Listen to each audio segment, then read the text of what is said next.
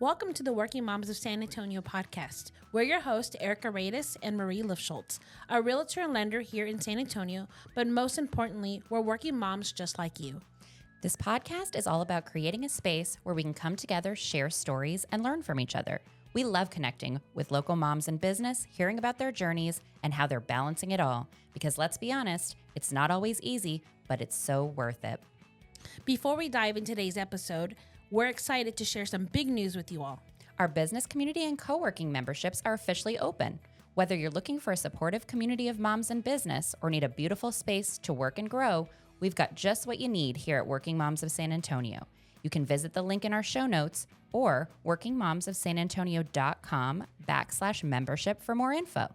Now, on to today's episode. Grab a cup of coffee, settle in, and let's get started.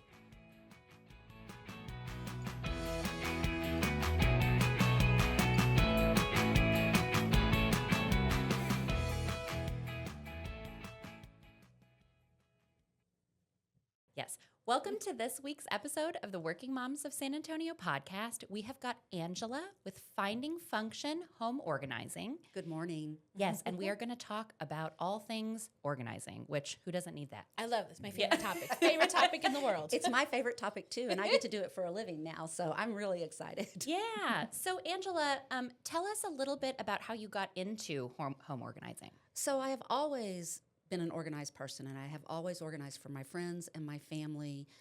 But when I retired from my main career, I was at loose ends. It was obvious that I was not going to be a good housewife. I was losing my mind. So I decided to take one of my favorite things to do and monetize it. I love that. So Yeah, love it. And it was really worked out well. So I did a lot of research. I joined the appropriate associations so that I could get the education that I need to really call myself a professional organizer without just making up my own credentials. So I joined the National Association of Productivity and Organizing and am able to get great classes through them from residential organizing, moving people, and a lot of psychology classes about how to deal with people who are neurodivergent.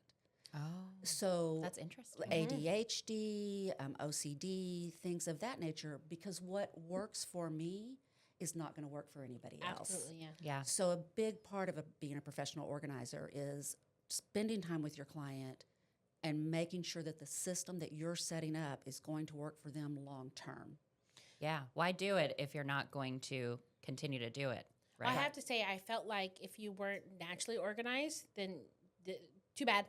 Yeah. That's just not your personality, and there was no way to get around it. It's a skill that can be learned Yeah. if you are working with someone that understands what works for you. I work with children as young as 3 years old, very small little tiny time frames. Every 45 seconds we take a break and check in. And then I work all the way up to people who are downsizing into tiny houses from very large houses and all things in between. Got it. Yeah. I swear, I thought it was if someone wasn't an organized person, it wasn't something you could Nope, fix. You it's- couldn't. You know what? That's just life. That is the way it is. It's absolutely a learned skill. I grew up with my mom. Everything had its spot. Everything had a Yes. place. Like you didn't take it out. I had to go back to the spot, and I figured like she made me organized. Yes. I didn't have a choice. That's just the way life was. Well, and you're right. A lot of people who grew up in very organized homes, which I did, it was ingrained in us at such a young age that we've just never lost that skill. But if you grew up in a home that was not organized, it worked for your parents, and that's fine. But you want a little more organization, you can learn the skills. Got it. Yeah. I feel like when I was younger, I mean, my house was very organized and clean, but like my mom would be a little bit more relaxed, like about my bedroom. Right. And so I didn't really get like clean and organized until I had my own apartment. And Right. I was like, hey, no one else is going to do this, pal. You've got to kind of do this. That's exactly right. And that's when it happens for a lot of people. They move out on their own, and all of a sudden they're like, oh, I can't, this is terrible. I can't live like this. I'm going to have to learn some skills. Yeah. I think it was probably the biggest challenge of once I moved out. I moved out very young, got an apartment, and had a roommate, and that roommate was not organized. Yes. Oh. And I'm like, I'm favorite person in the world. I'm going to kill you. Like Yeah. this isn't going to work. Yep. And my husband comes from a family who was not very organized. I mean, they had stuff everywhere, and I was used to having stuff in its spot. Like, I like my counters clean and nothing on it. It makes me feel good. And that's just not the world he grew up in, and it's okay. And I remember our first year in marriage, I'm like, I'm going to let the dishes sit until he's ready to do it. And I thought I was going to lose my mind because he's like, it doesn't bother me. I'm like, how does it not bother you? Yeah. How does it not bother Those you? dishes are going to keep sitting, Marie. They're going to keep sitting. And we They're not going to go away. It was a conversation I learned, like, I had to have with him. And I had to bend on some rules, like some things that I just needed to let things go. Yeah. My husband is a stacker. So he will stack things up. He'll stack the mail up. He'll stack papers up. And to me, that is just a delayed decision. If I'm going to hold this paper, I'm going to make a decision about this paper now. And so I'm not going to say argue, but we intensely discuss his habit of stacking about twice a year. And then we get better. But it's really common for a very organized person to be living with a very unorganized person. And it can be a real point of stress. It is. Yeah. Yes. Do they talk about in these classes that you've taken, like in terms of the psychology of that, like why that is? You know, they haven't really addressed it in other than sometimes opposites attract. Yeah. And what you generally have as a very organized person is, you know, even in their emotions and their daily life, they're really scheduled.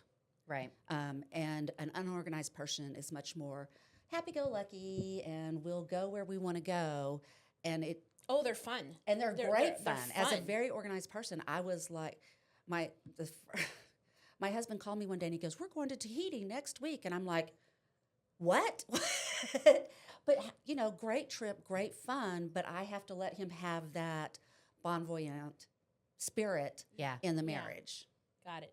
Yeah. I think, well, my husband's pretty organized as well. He's former military, and so I think that's Mine just is what too. it is.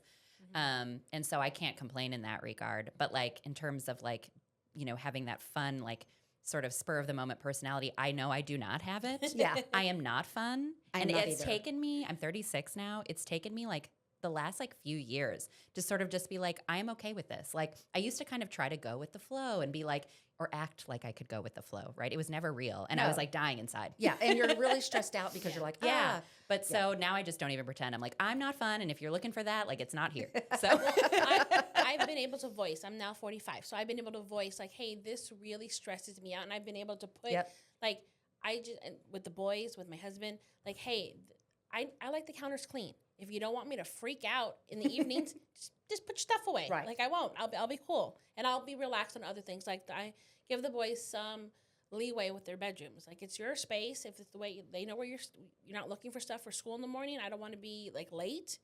Have your stuff together. And if it's in a pile, it's in a pile because that's your space. That's right. Yeah. That's But right. the minute you're late, we're going to fix this. yeah. Well, since we're all sharing our ages, I'm 57, and I did not learn how to have that give until I turned 50. Oh. And then I retired I was a single mom forever. I didn't have room in my life to have that give. It had to work on a schedule. No, yeah. So it's really only been since I have married my current husband that I have been able to loosen up a little bit and understand that the world is not going to collapse if I forgot to turn on the dishwasher. Right. You know, the world is not going to end. Even just the idea of that is making me anxious I know. right now. I know. That's funny. But I remember when the boys were really little, I felt my schedule was non-negotiable. They had a bath time, they had a sleep time, and if I didn't keep to it, life would be horrible the next day. Like it was just, you learned patterns that just did not, there's certain things I didn't flex on. Right. But as I've gotten older, there's things I can be relaxed on. There's, you just change. You do. So, and when you learn. We all learn. Yeah. We all learn.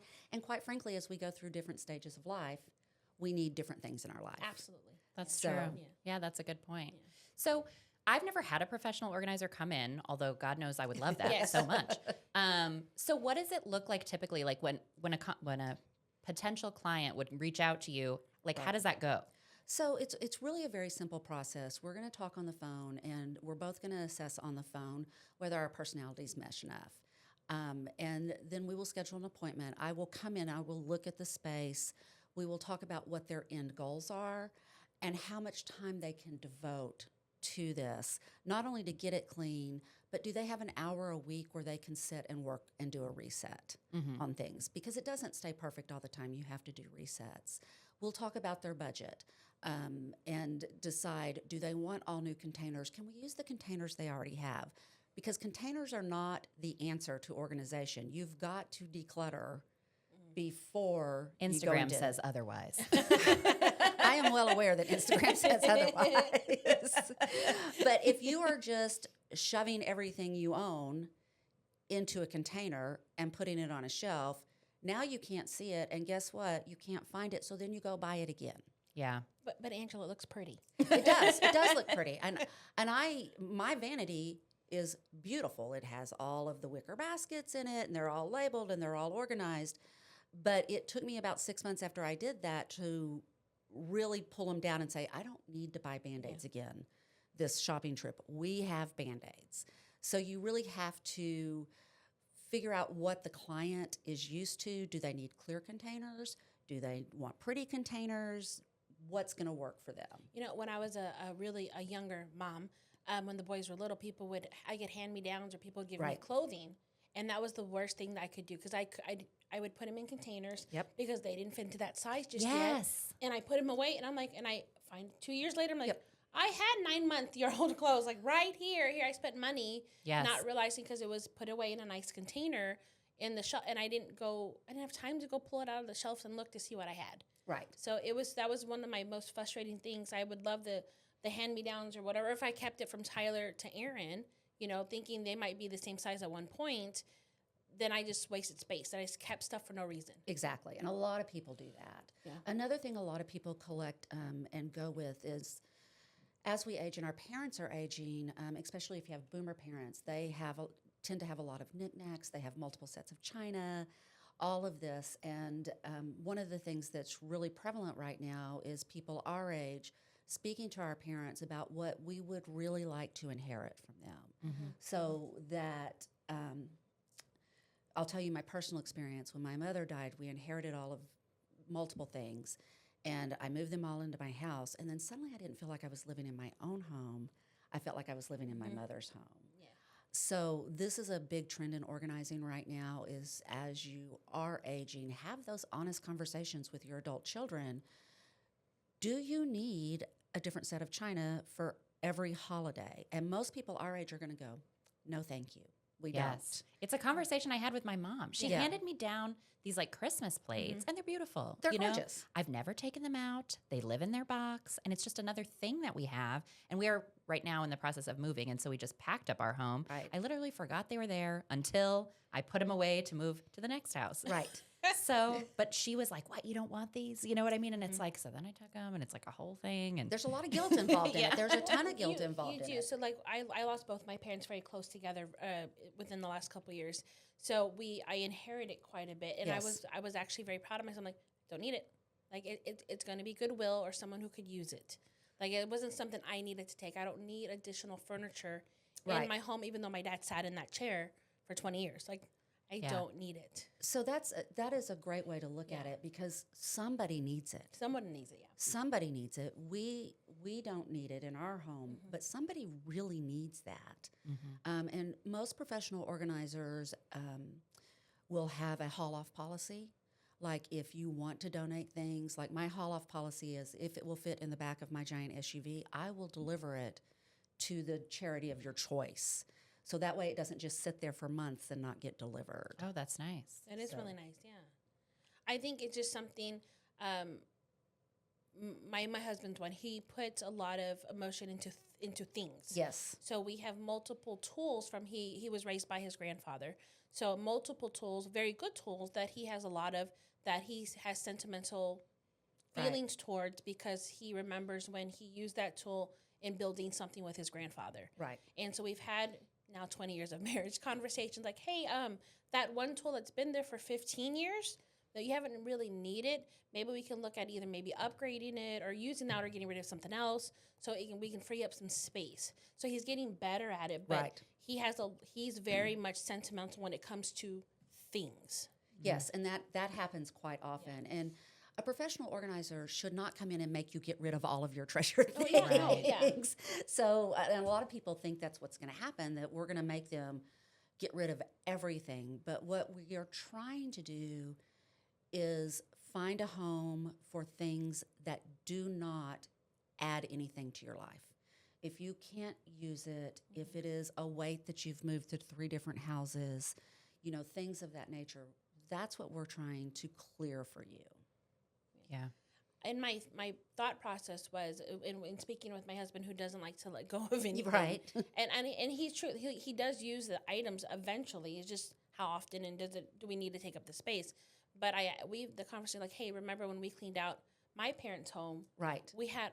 I don't want our children, our boys, to have to do that if something was to happen to one of us. Like, Right. it would be very difficult to get through the things and how long it would take them. Like, someone else going through your stuff is very difficult. Yes, it is. Yeah. It is. I mean, and it's heartbreaking when you put that on your family members after you've passed. And unfortunately, we don't know when we're going to pass. So if you can start decluttering at a reasonably young age, you're not passing on. Clutter can actually cause people to become depressed, especially if it's a grieving situation and now they've lost their parent or their parents and now they've got all of this to clean up. They don't know where to start. And it can be a very difficult process. I remember going through photos. Yes. That was one of the hardest things to do because I'm like, I don't want to get rid of it. I don't know who this is. Like, there's photos of people that I didn't know who You don't know they who were. they are. But I had a hard time. They're still in a tote at my house. I'm like, it's in an envelope of unknown people because I didn't have the heart to throw it away. Like, I didn't know what to do. And I remember taking it to my aunt, and she's like, well, I think that's so-and-so, and she's 84. Like, she didn't know. And Yeah. like, I don't know what to do, but I don't have the heart to throw them away. Yeah. Because it has to be someone that meant something to my parents. So it's just, But those they things. meant something to your parents, Exactly. not to you. Exactly. Yeah. And if your aunt can't identify them, and that's where we start with old photos. We ask family members, do you know who this is? Do I know? Did I ever meet this person? If they were not in your life, you can't find any of their relatives to pass the pictures on. You don't need to hold on to them. But it is. It's hard. It's hard. That's other things, stuff I could get rid of. The photographs where I remember, I'm like, oh my God. But it was actually very therapeutic. My siblings and I, we sat around a table. Yes. We were like, okay, here's one with you in it. Here's one with you. And that was a lot of fun, actually. It was. But it was the photos that stuck in the middle. We're like, we don't know who these people are, but none of us had the heart to go, we don't need them, and toss them. Right. Yeah. Yeah. So I still have them.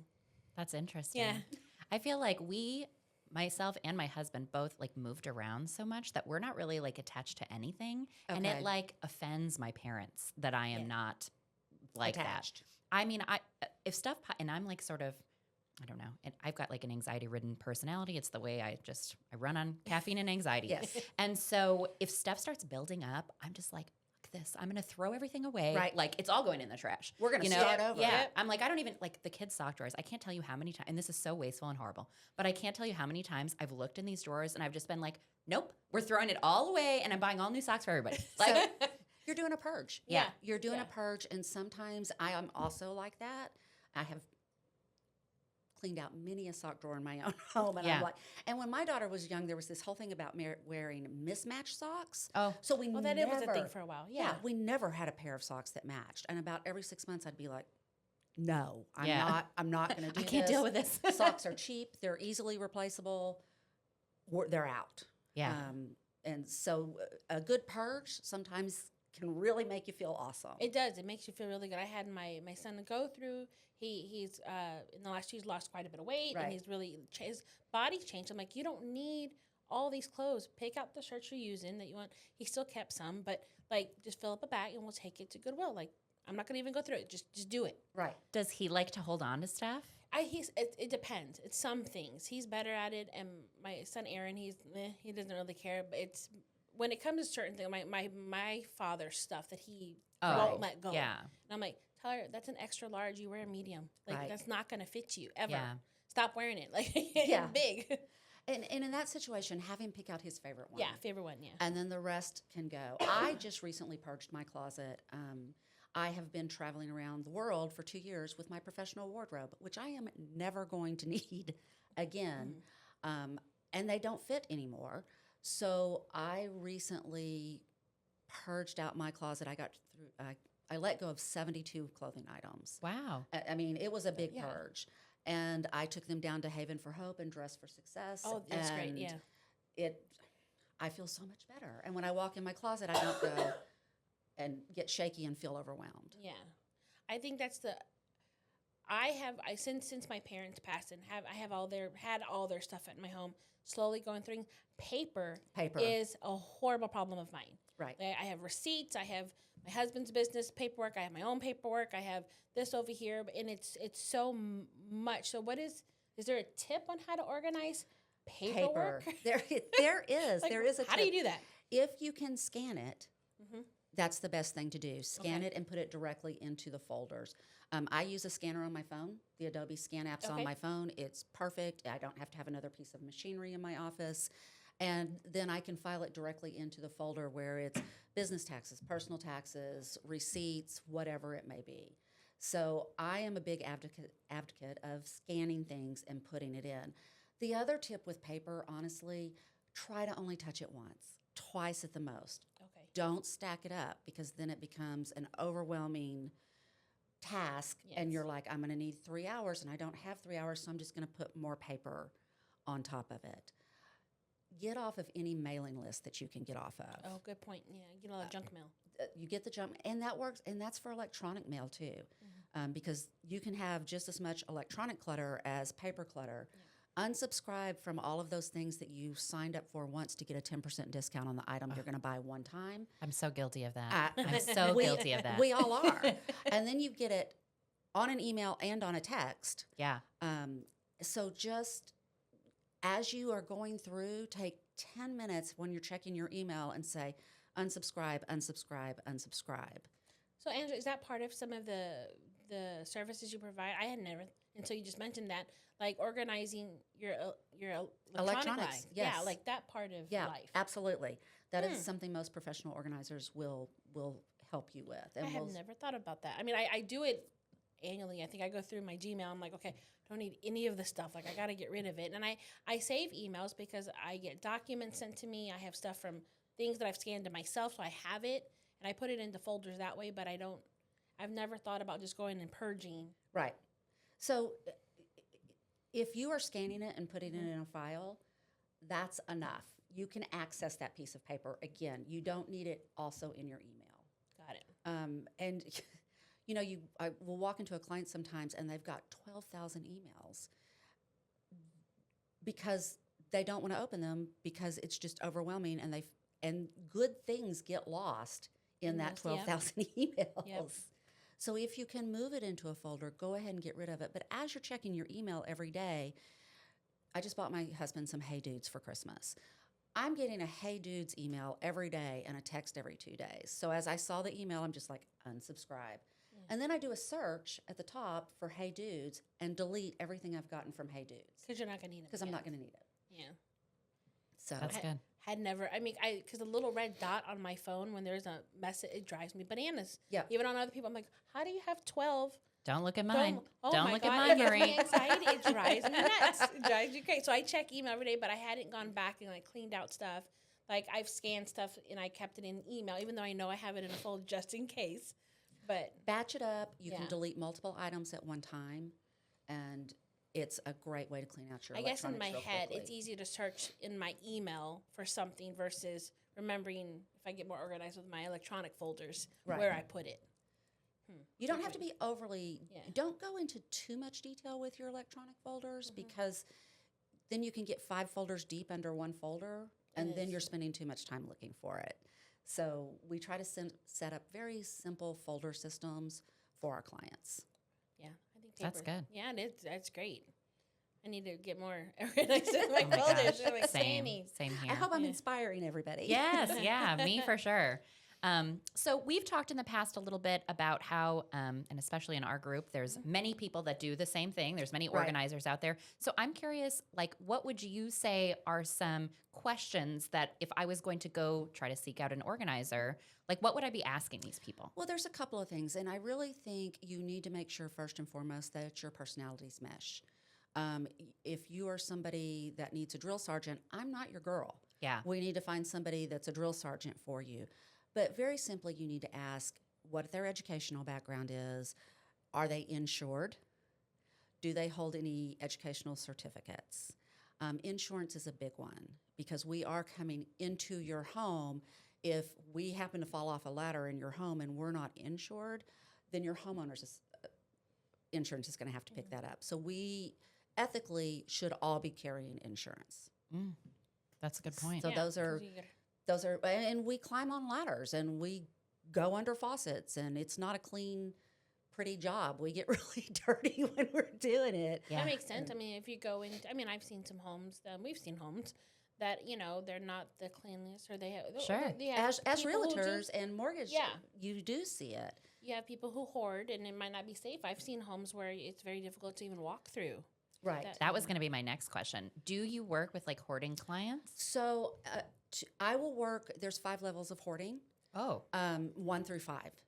I am very comfortable working with a level 1. It is outside my scope of competence to go any higher, simply because when you get into the 2s, 3s, 4s, and 5s, there is so much psychological damage that needs to be worked with, and you should actually be working with that client while they're seeing a therapist. Right. And the higher you get with the biological hoarding, then you really have to have some certifications on how to sterilize things, how to clean things, how to dispose of things.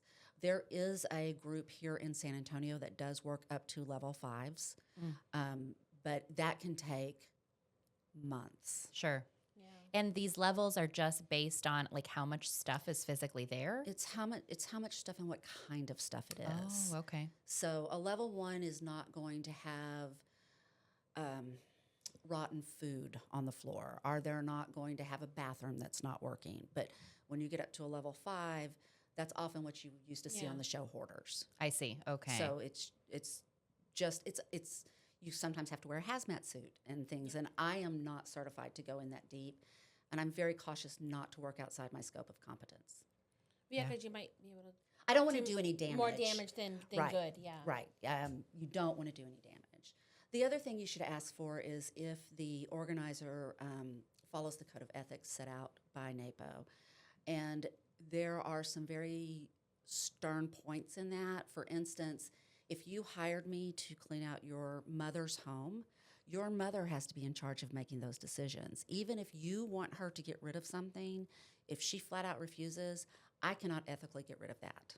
Oh, do people ask that? Absolutely. Yeah. That's wild. Absolutely. Oh, how uncomfortable what a position to be put in.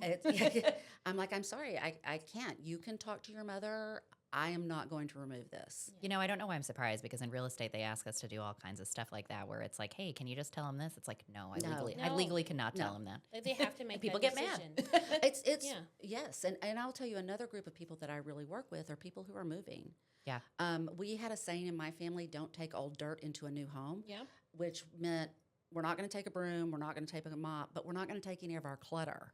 So people who are getting ready to sell and getting ready to move, I often go in, help them declutter their house. Number one, it sells better. If you can't see stacks and stacks and stacks, everything, they don't have to pack it, they don't have to move it, they don't have to unpack it then. Yeah. I think it's hard for people. I have a friend they've lived in their home 15 plus years, and they've outgrown it. And the husband's really into. He really wants to move. We need a bigger home. The kids are getting bigger. They need their own space.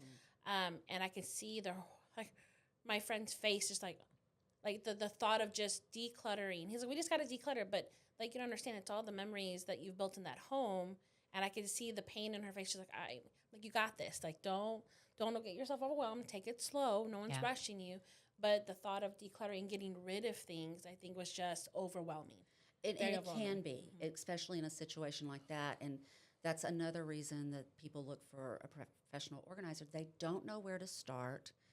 they're afraid to start because they're afraid of having to address the memories that whatever these items hold to them. It's hard to get rid of that teddy bear that they don't use anymore, but it was the one they had in their crib. And Right. that kind of stuff. It's difficult. So maybe you keep that one teddy bear, but you don't keep the other 12. Right, yeah. That I have a doll from when my daughter was a baby that she got in the hospital. Somebody gave her a little terry cloth doll. It's a rag. We have sewed it up so many times. Yes, we have one like that too. Yeah. The stuffing is gone. I'm never going to get rid of that. I am going to hold on to that. But I did not hold on to the 4 other ones that we bought to replace old Emily. Her name is Old Emily. Old Emily. Poor old Emily. We had old Emily, and we had new Emily, and then we had newer Emily, and so forth Yeah. and so forth. And so old Emily lives in my closet. She's had to recently have a little brain surgery because her stuffing was coming out of the top of her head. And so I fixed her up, and she has a happy life in my closet. There you go. It was, I know that when we were trying to, this past year, I was trying to declutter, get rid of clothes and stuff. And I have clothes that are brand new Right. that I was trying to, like, okay, I can't just give these away. This cost us money. Maybe I can make money back. So I was trying to, started at Poshmark, right? Yeah. I started to try to sell some stuff and then trying to keep that organized on top of declutter. I'm like, this is horrible. Like, I'm going to take this box and just donate it. Like, Yeah. it became to be too much. Yeah. Because I want to hold on to it, not because I want to keep it. I want to sell it. Right. And hoping that it might sell one day. But you have to actually have space set up to do that. You do. And you Yeah. have to monitor it. Yes. I always cringe when I have a client say, I'm going to put it on Facebook Marketplace. No, please don't have a stranger come to your house to look at this $5 toy truck. Online is a little bit different if you have the time to devote to that. I also just got rid of some clothes that still had a tag on them that don't fit. I'm hopefully never going to fit in them again. And I just have to tell myself that somebody needs this. There is somebody at Dress for Success that needs to go on a job interview, and they need to look professional. Right. Yeah. So if you can kind of look at it as you're putting good out into the world. Yeah. Because it gets overwhelming. Just you're wanting to get rid of it, and you have every intention to, but you can't get rid of it because someone might buy it or it's online or whatever. Right. Okay, but keeping that organized, I'm like, okay, this isn't my wheelhouse. Well, and that's exactly right. And so you have to list it. Yep. Then you have to monitor the listings. Then you have to figure out how you're going to get the money, how they're going to send you the money, and then you have to mail it. So if you're got a $75 sweater, how much time are you going to spend? Probably more than $75 worth trying to sell this on Poshmark. Yeah. Yeah. We talk about that all the time in terms of a lot of things that we do. Like, you're always reminding me, like, but what is your time worth? Yeah. Right. And I'm time's like, worth. I don't know, Yeah. Yeah. Well, you should know that. Well, I remember it was a long time ago. Someone had asked me, and I was debating overtime, or actually having someone come in and professionally help me keep my house clean when the Right. boys were really little. And I was working extensive overtime. My husband, I'm like, I just can't keep up with my house. Like, I Right. felt embarrassed. I was really embarrassed. Like, how do people do this and work and do all this? I was working 55, 60 hours a week at that time. And I remember it was a coworker. She goes, what is your time worth working X amount of hours overtime that we're required to do? Exactly. And your time cleaning a toilet. Pick. Right. I'm like, wait a minute. That's a lot of money. Someone else can come clean my own toilet for me. So let me take that a step Yeah. step further, because not only is it monetary, but the stress and the angst that you're having over your house not being clean and not Yeah. having time to clean it, that adds to the monetary value of it. How much stress is it creating you versus how much money are you actually going to pay? I'm embarrassed. We're empty nesters. There's 2 of us in our house, and I have somebody come twice a month to do the big things big that things. I don't have time to do. Because if I am going to do that, then I'm not going to be at a client's house helping. Right. I'm not going to be doing my accounting. I'm not going to be doing this. Got it. So when you're thinking about what am I monetarily worth, also please think about what emotionally I'm worth. Am I going, is this stress going to cause me to snap at my kids? Is it going to cause me to cry? Is it going to, whatever your... It is. Yeah. Yes. Yeah, it's All of the above. whatever your vice is it going to push you to that level? And at that time, get some help. Yeah. I I've been struggling with this. Something I'm like, oh, I need help at the house just to keep up with everything. But I remember her name was Belen. We love you, Belen. When she would come over, and I'm like, I felt so good. I'm like, she's been here. Yes. The house smelled great. I was the best feeling in the world. The beds were made. The sheets have been changed. It was, oh my God, it was heaven. It It is. was so wonderful. It is. And to me, that it is worth that expense so that I don't, we have dogs, so we Yeah. have a little bit of a fur problem. Same. But, Oh, Willie. you know, it's one day that I don't have to vacuum the whole house because Eleanor's shedding her coat right now, Yeah. her winter coat. And it's, to us, it is worth it to spend that money so that we can both devote that Yeah. time to other things. I think it's just where you put your time and money. Yep. Yeah. You know, it's just where either here or there. Yeah.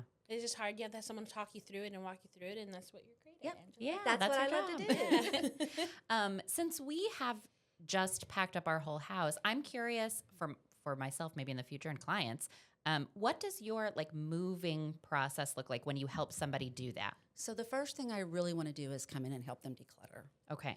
Okay, I am not certified yet to do your packing. I'm Okay. working on that certification. There are other people in San Antonio, other organizers that will come in and pack up your whole house and then come. I will come unpack it for you, but I cannot pack it for you. I still am asking people to hire a professional packer for that. Okay. But if you can declutter first, your packing is less. And Yeah. then it is easier to unpack on the other end because it is not as overwhelming. I think in the next 6 months, I'll have my certification to do packing, and then I'll come in and do it all for you. And that is also oftentimes a team. Okay. Yeah, you need to have a team if you're going to pack somebody's Yeah. house up. Otherwise, it's going to take you weeks and weeks and weeks to do it. Yes. So Okay. It really can be a professional organizer really can take you from like the initial part all the way All to the the way next through. place. All and the way unpack. through. Yeah. yes. Holy cow. So What This a is- blessing. I know, It is- right? I'm like, it's that's the worst part of awesome. moving. It's It is the worst. So one of the things that I'm working with another working mom, with Brittany, Yes. is when she designs a kitchen for someone, and it's going to take 6 weeks to Yeah. remodel their kitchen. So I will go in before they even do the design, and I will help them figure out what they actually are going to need in this kitchen, so then she can produce a better design. Wow. Then, I love that. Then Yeah. I will go in and pack up what they're not going to use during this process, set up a little area because you still have to eat Yeah. while you're doing Yeah. the kitchen design. Set up a little area for them where they can have their snacks, they can have whatever they need outside of the kitchen so their kids and their husbands and whatever can get to it. And then when she is finished with the design, because she's very hands-on, she's there Yes, with the she is. contractors all the time, I will go in and unpack your kitchen Got it. and put everything up for you. That's incredible. I mean, that's a great way to actually work with each Yeah, other. it is. But I had never thought about having, because that's something I'm hoping to hire Brittany in the future to come in and redesign our kitchen and create a larger pantry, because I have this horrible pantry that I cannot organize anything in, and I lose stuff, and I hate those shelves that are so deep that I'm short. I'm can't see 4'11". them. I can't see it, so I Yeah. need something that's accessible for me and that I can see stuff. Is it? Do you have wire shelves or wood shelves? It's wood shelves. So I will send you a link that I use with all of my shorter clients. It is a adhesive drawer that sticks on the shelf, and then you can pull it out and see what's in the back of that Oh, shelf. absolutely. And it's one of the things that work beautifully for everybody. Well, I live in an older home, so any kind of shelving in the home is extremely deep. Right. Like everything's really deep. Why is that? I don't wonder. know. Like, why would But you? it's true. It is. They're all either extremely narrow or they're super deep. And through my research, I've kind of figured this out. Up until like the 1950s, plates and things were smaller, Oh. physically smaller, so they had narrower cabinets. And then in the time of prosperity in the 50s, they started getting bigger and bigger and bigger. And also during that time, you would have 3 giant serving trays that you needed to store in That's these true, cabinets. yeah. So the cabinets got deeper, and it was actually a selling point during that time. Oh, how interesting. Well, yeah, because people would family style. You would put food on. I remember growing up, you would put food on a plate and bring it to the table, and you Right. would serve that way. Yes. Yep. Excessive. Nobody amount went of to the dishes. nobody went to the stove and fixed No, their like, plate. You know. Yeah. And yeah, you have a lot of dishes. I have a lot of Yes. stuff. Yes, you do. Yeah. Just a lot of stuff. And I think millennials. I'm a Gen Xer, but millennials that grew up with parents who are, I would assume, Baby boomers. Baby boomers, they have a lot of stuff. What are the years for a millennial? 70. 80? I thought it was 80, 1980 on. I know I'm So that's me, I think. yeah, you're a millennial. You're a millennial. I'm a 79er, so I'm a Gen Xer. Yeah. Okay. I'm Yeah. a Gen Xer. Yeah. I'm a Okay. 67er. How interesting. Yeah, People say millennial all the time, and I'm like, that's not me, but it is. and I think it's just more. But I know, like, growing up, my parents had the little knickknacks. We had Yes, little monitos yes. everywhere. Yeah. Yes. She loved all the little figurines and all the little statues and drag. I don't know. She had tons of just little. I'm like, what? These are awful. Chotskis, little Chotskis Yes, everywhere. And we had to dust them all Yes. the time, all the time. Like it's like spent Yes. Saturdays dusting. And I'm like all this stuff. It was just so much, and they loved the curio cabinets. They were Yes. full of stuff. Yes, and exactly. And it's china, it's Hummels, which are the little porcelain things. Yes, yes. Precious moments are a big thing with that generation. They just have all the stuff. And they collected these things thinking, and I keep this in mind as I think about leaving to my daughter, they collected these things thinking they were collecting something of monetary value to pass on to their children. The absolute truth of it is they did not hold their monetary value. Yeah. You are very lucky now if you have a Hummel to get what you paid for it. Yeah. You know, Yeah. they're not holding their value. How interesting. It's only worth what someone's willing to pay for it. Yep. Yeah. That's right. Absolutely. Yeah. And our generations don't want that, so you can't really get rid of Yeah, it. that's right. I mean, I feel like what's more popular now is like the minimalist living, you Yes. know, and that kind of thing. Where some people are so minimalist, I'm like, where is all your stuff? Like, where is any of your stuff, and how are you even living? Right. Well, I think it's hard to keep organized when you have too much stuff. Like I love having one of something and I know where it goes. Right. If I have my husband has a lot of tools, I'm like, okay, you have 3 of it. Where does it go? Yeah. Like, I can't put it away if I don't know where it doesn't have It doesn't have a home. its own spot. Yeah. So if you have a lot of things, then it's hard to have that. There's very few things you need duplicates of. Yeah. You need a lot of scissors in your house. If you really need a pair of scissors in every room, otherwise you can never find your scissors. But my husband and I, about a month ago, because we're blended, so we blended 2 households into one, and I was cleaning out the kitchen drawers again, and there's 3 meat tenderizers. Why? I don't think we even have one meat tenderizer. My husband's a very good cook, so I'm like, why do we need 3 meat tenderizers? And he goes, you never know. You never know when I'm going to need those. And I'm like, you don't need them. Pick your favorite one. Angela's like, I do know. And you don't need it. You really don't. Pick your favorite meat tenderizer, and we're going to donate these other 2 to some other aspiring chef. That's so funny. So it's You do. I mean, I remember trying to get rid of things and thinking, well, what I might need this. I still have my wedding dress. yes. I do too. I don't have girls. Like, who am I going to give it to? They're not going to want. I do have girls, and they're not going to want it. They're going to want their own stuff. What do you do with it? Like, I'm like, it's I know. still. I mean, it's nice in a nice box. It's up. I can see it. I see it every time I go to my closet. But I'm like, what do I do with my wedding dress? Yeah. Like, why Yeah. does anybody need this? Like, no one's going to wear it. Yeah, I don't know. Yeah. I don't know what to do with mine either. Well, the thing is, our mothers told us we had to keep that forever and ever and ever. Yes. but why? I had it They like never told us specially why. cleaned Yes, and like and all the things. Perma and, sealed and everything. yeah, I don't know what to do. Pretty with sure I broke that seal one time, though. You know, Pretty sure I did. Yeah. Dress could be yellow. I have no idea. It's in a I box. think mine is kind of yellowing. I mean, I got married 11 years ago, which isn't like a crazy long time, but I mean, it's some time. And I don't think it looks as nice as it was supposed to have, you know? So I don't know what to do with it. I should probably just get rid of it. But I feel bad. In my head, I thought, well, I think my mom thought if you had girls, you would pass it on. I have no girls, so there's no reason that it's not gonna. I do have a daughter, and she will never wear my wedding dress. Yeah. But I have found places that I can send this dress to, which I did, where they will remodel it either into a prom dress for somebody that can't afford a prom dress. They'll dye it. They'll do all of Oh, that. look at that. Or they will give it to somebody that's getting married that can't afford a dress and then custom tailor it to them. So there's a place for everything. We can find a use out in the world for almost everything you have. Yeah, that's good. Angela, is there like how many times a year would you say it's good to like do a declutter session in your home?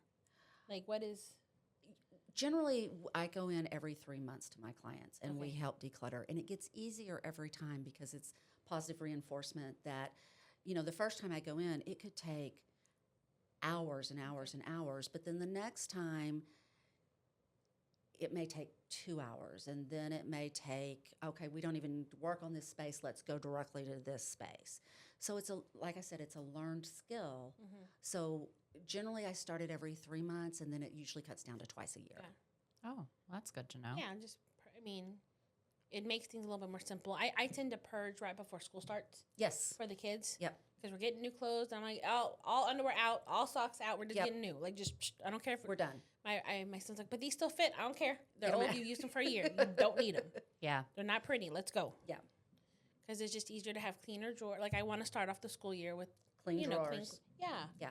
Organized stuff, and we start off right, hopefully. Yeah. It might stay like that for a week, and that's about it.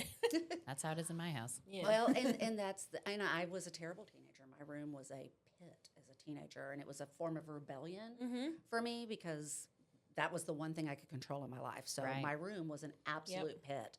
But like you said, when I moved out, I was like, I can't live like this. Yeah. And I think it's when it skills. becomes your own. You take more pride. Like, it's your stuff. It's your stuff. When you paid live with your for it. parents, it's their stuff. And it's not that cool, and Yeah. you don't like it. Yeah. Yeah. I will say my car is still a disaster. My car. Yeah. It's weird. At But home, you live in your car, kind of. I know, but I just let it be the worst. And it's the worst right now. It's like embarrassingly bad right now. But I mean, it's weird because at home I'm very tidy, but in the car I'm just like, whatever. Well, I did that. So in my previous career, I drove all the time. I'd drive to El Paso, down to the valley, wherever. And my passenger seat was my office. So I really worked hard to find a good container that I could keep on my passenger seat to Yeah. keep all of my things Mm-hmm. separated. And I was not above finishing my McDonald's Diet Coke and throwing that down on the floorboard. Yeah. Yeah.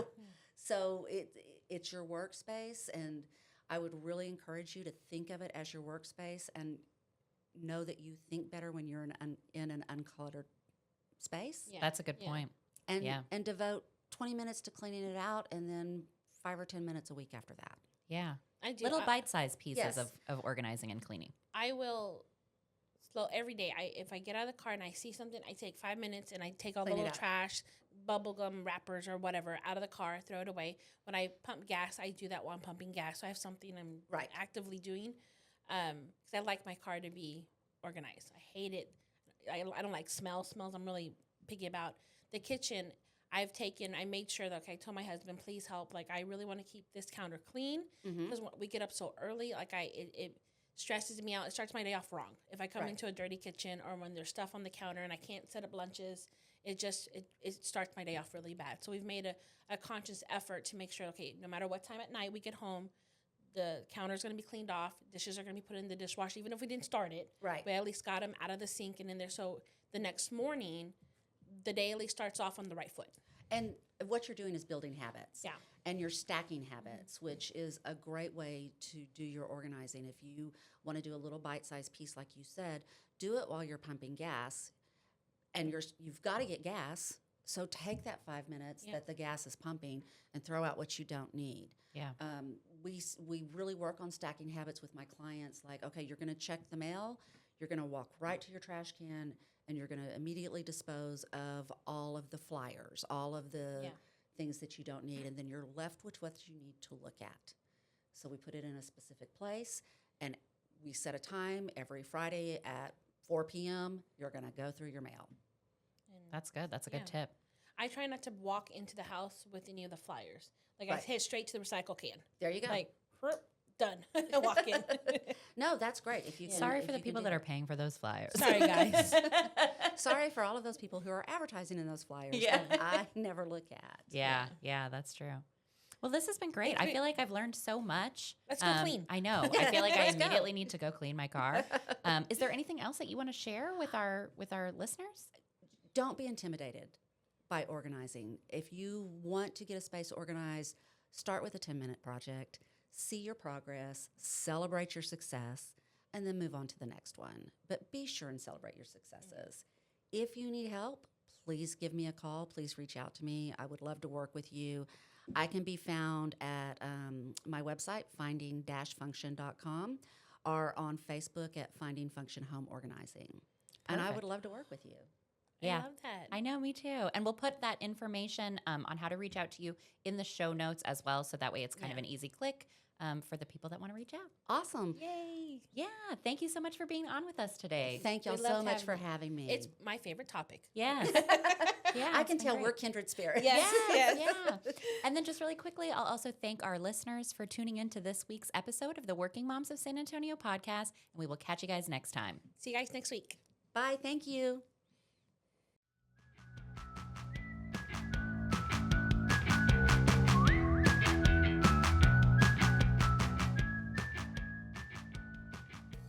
Thanks so much for tuning in to this episode of the Working Moms of San Antonio podcast. We hope you loved today's chat and found a little inspiration to take with you into your week. If you have a podcast topic suggestion or a question you'd love for us to cover, definitely send us an email at hello@workingmomsofsanantonio.com. We'd love to hear from you. And until next time, see you in the community.